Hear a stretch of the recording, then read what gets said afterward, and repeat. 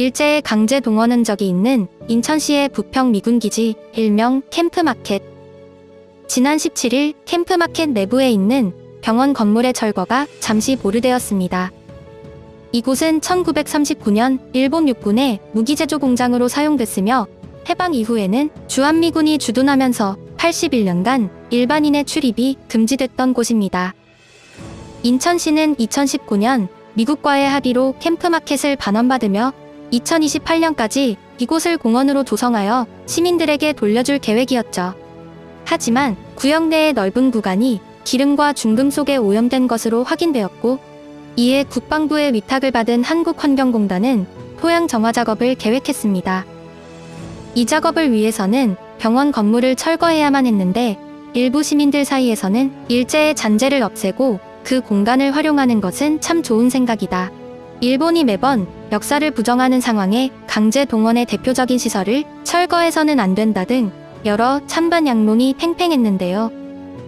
이에 인천시에서는 시민참여위원회를 구성해 지난 3월 병원 건물에 대한 기록을 철저히 하되 철거는 진행하는 것으로 결정을 냈죠.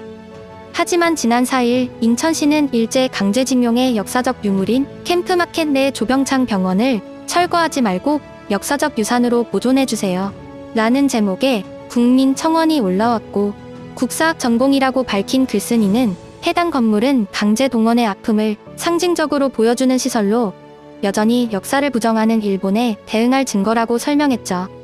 또한 문화재청 역시 건물 보존을 요청하는 협조 공문을 인천시와 국방부에 보내면서 인천시에서는 일단 철거를 보류하기로 결정을 뒤집었습니다. 역사 전문가들은 보류뿐만 아니라 철거 계획 자체를 취소해야 한다며 건물의 보존 쪽에 강한 힘이 실리고 있는데요.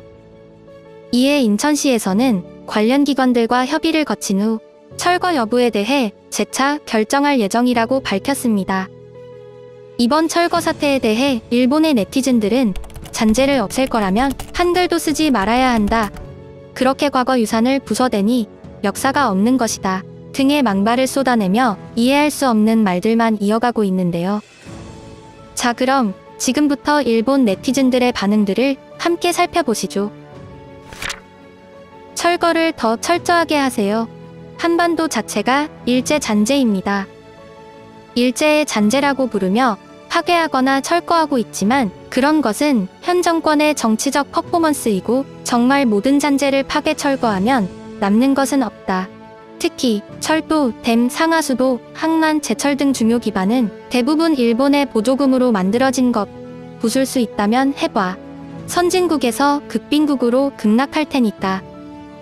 한일 병합 후에 일본 교육이 퍼뜨린 한글도 사용하지 않도록 하면 어떨까요? 이 나라에 역사적 건축물이 있어?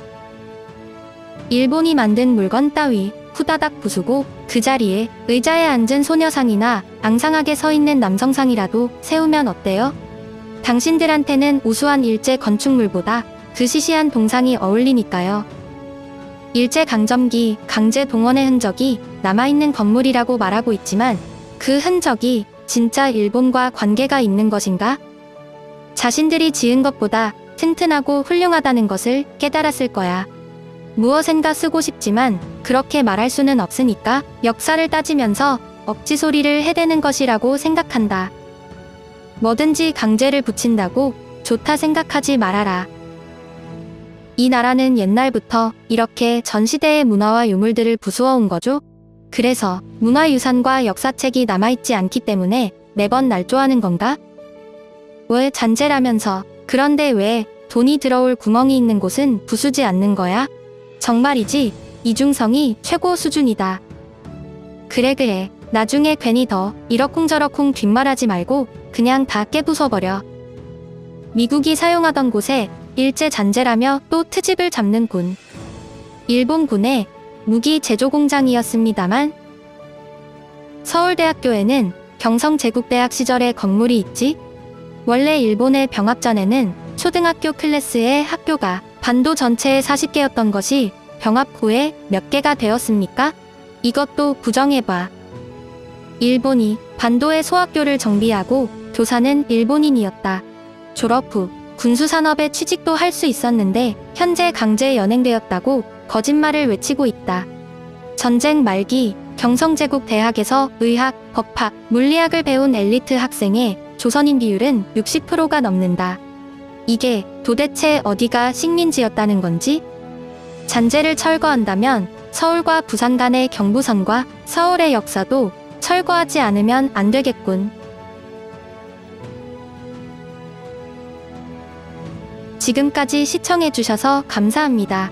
구독과 좋아요는 저에게 큰 힘이 됩니다.